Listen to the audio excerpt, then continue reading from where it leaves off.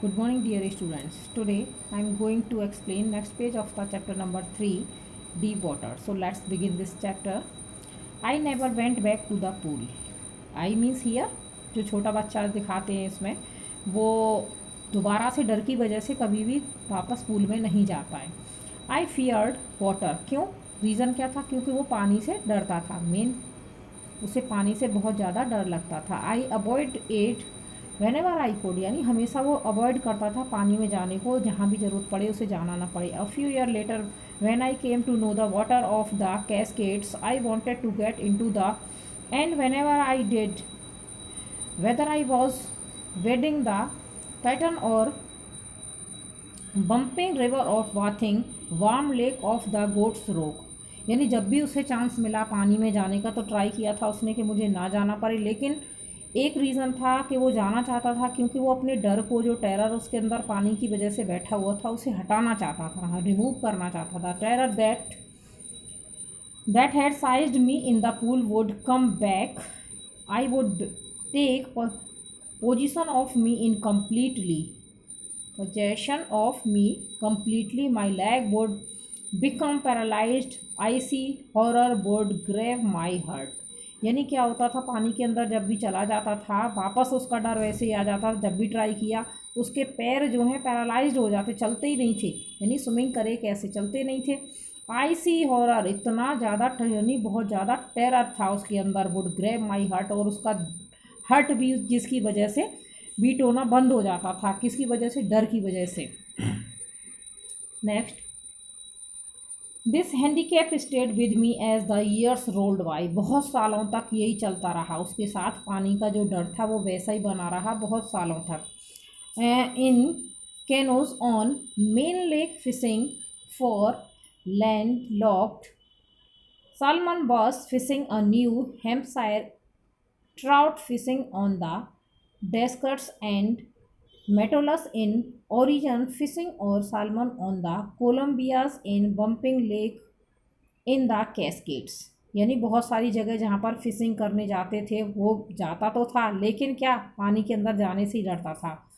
Whenever I went the hunting, fear of the water followed me. जहाँ कभी भी hunting के लिए भी गया, वहाँ पर जब भी जाता था हमेशा उसका जो टेरर था वाटर का वो हमेशा उसका पीछे ही करता रहता था.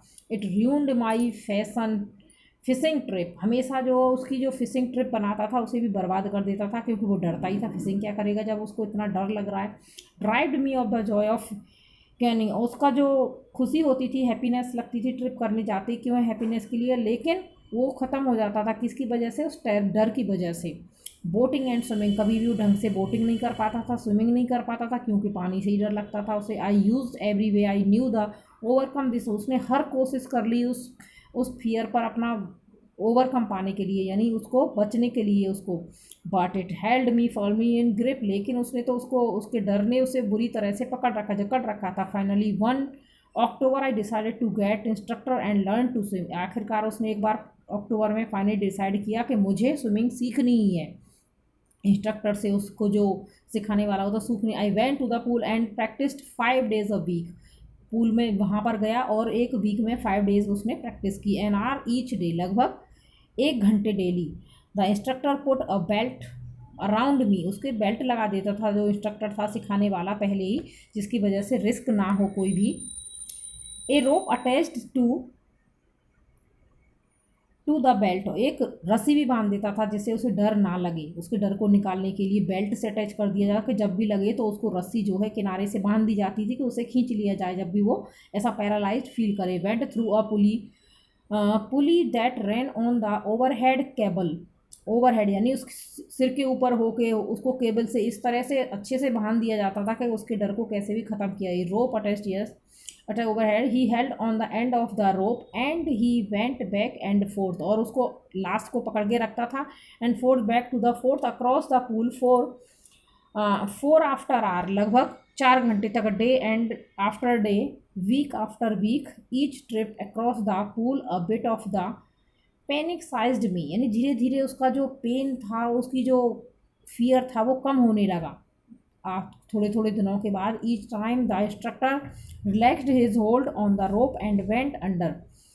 सम of the old terror return in my legs froze, कभी कभी उसका पुराना जो डर था वो वापस आ जाता था, जिसकी वजह से उसके पैर जो है काम करना बंद कर फ्रोज हो जाते थे, वो स्विमिंग कर ही नहीं पाता था। इट वॉज अ 3 मंथ, लगभग 3 महीने हो गए उसको इस तरह से करते हुए practice.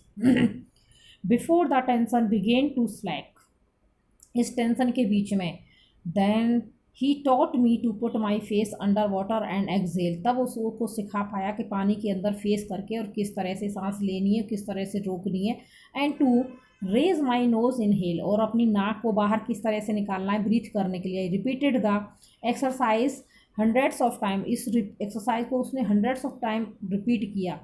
Bit by bit I shed part of the panic that seized me when my head went under water, हमेशा उसको, लेकिन जब भी वो अपना सिर पानी के अंदर करता था उसको वही फियर लगता था, लेकिन धीरे धीरे उसका पैनिक जो है वो कम होने लगा प्रैक्टिस से। Next he held me at the side of the pool and had me kick with my leg, क्या करता, साइड से उसे पकड़ लेता था और उसको किक यानी पैरों को किक करके कैसे भी तो ये आगे बढ़े, उसमें प्रैक्टिस करे स्विमिंग की। For weeks I did just that, कई वीक तक यही चला। At first my legs refuse to work, पहली बार में तो उसके पैर काम करना मना ही कर देते थे कि वो नहीं करनी है उसको, बट दे ग्रेजुअली, लेकिन धीरे धीरे रिलैक्स्ड फील हुआ। And finally I could command them, आखिरकार उसने अपने पैरों पर कमांड कर लिया, यानी उसको आगे स्विमिंग के लिए उसके पैर जो हैं चलने लगे। 10 piece of piece he bolt a swimmer, धीरे धीरे वो क्या बन गया, एक swimmer. And when I had perfected each piece he put them together into the integrated whole in April, he said, आखिरकार काफ़ी टाइम के बाद जब वो करने लग गया तो अप्रैल में उसने कहा नाउ यू कैन स्विम, अब जो उसका जो इंस्ट्रक्टर था उसने कहा कि अब तुम स्विमिंग कर सकते हो।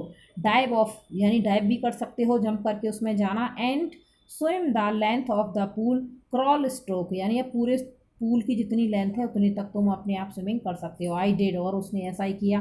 इंस्ट्रक्शन वाज फिनिश, इंस्ट्रक्टर ने फिनिश्ड यानी ख़त्म कर दिया उसका इंस्ट्रक्शन करना, अब तुम अपने आप कर सकते हो, अब तुम्हें आगे मुझे सिखाने की ज़रूरत नहीं है, तुम प्रैक्टिस करो, इसके बाद तुम खुद ही कर लोगे। But I was not finish, लेकिन उसका खुद का नहीं। I still wandered if I would be terror stricken when I was alone in the pool, लेकिन अब भी क्या था, उसको बिना इंस्ट्रक्टर के जब नहीं है उसके साथ तो फिर भी उसे डर लगता था अकेले पूल में। आई ट्राइड, उसने ट्राई किया। I swam the length up and down, ऊपर नीचे कितनी लेंथ ट्राई किया उसने। Tiny vestiges of the old terror would return but now I could frown and say that terror, यानी काफ़ी टाइम तक उसका टेरर रिपीट होता था, रिटर्न होता था, लेकिन आखिरकार उसने अपने टेरर को ट्राई कर करके आगे उस पर विन किया। Trying to scare me at well here is to you look and of I had go for another length of the pool, ये कह के कि नहीं अब मैं कर सकता हूँ, इस तरह से उस अपने आप टेरर को कमांड किया उसके ऊपर। दिस वेंट ऑन अनटिल जुलाई, ये लगभग कब तक चला, जुलाई मंथ तक। But I was still not set, फिर भी मैं सेटिस्फाइड नहीं था यानी जो बच्चा स्विमिंग सीख रहा था। I was not sure that all the terror had left, उसको लगा, ऐसा नहीं था श्योर कि मेरा पूरा डर जो चला गया है। So I went to Lake Wentworth in New Hampshire, तो वो दूसरी लेक में जाता है वहाँ स्विमिंग करने के लिए। Dived off a dock and tricks island, वहाँ पर डाइव करता है ट्रिक्स के आइलैंड पर। And swam 2 miles across the lake to Stamp Act Island, लगभग 2 माइल्स तक वहाँ पर स्विमिंग करने के लिए। आई स्वाम टू द क्रॉल और रैंक रैंक कर breast stroke side stroke and back, यानी तरह तरह की जो ट्रिक्स थी स्विमिंग की वो सारी अप्लाई करता है। Only once did the terror return, सिर्फ वहाँ पर जब स्विमिंग करता है वहाँ उस लेक में तो एक बार सिर्फ उसका टेरर रिटर्न होता है। When I was in middle of the lake, जब वो लेक के लगभग मिडिल में होता है तब उसको थोड़ा डर लगता है।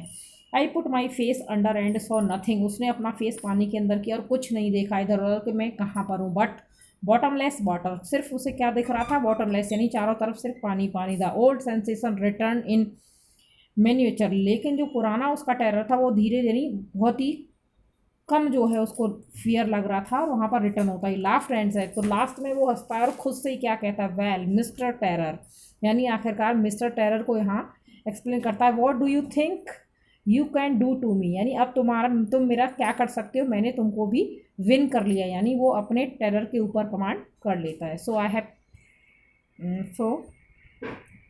कमांड 8 फ्लैड एंड स्वामावी, यानी अब तुम्हें मेरे से दूर जाना ही पड़ेगा, किसको जाना पड़ेगा, उसके टेरर को। So I have completed this page today. Next day I will provide you next video of this chapter.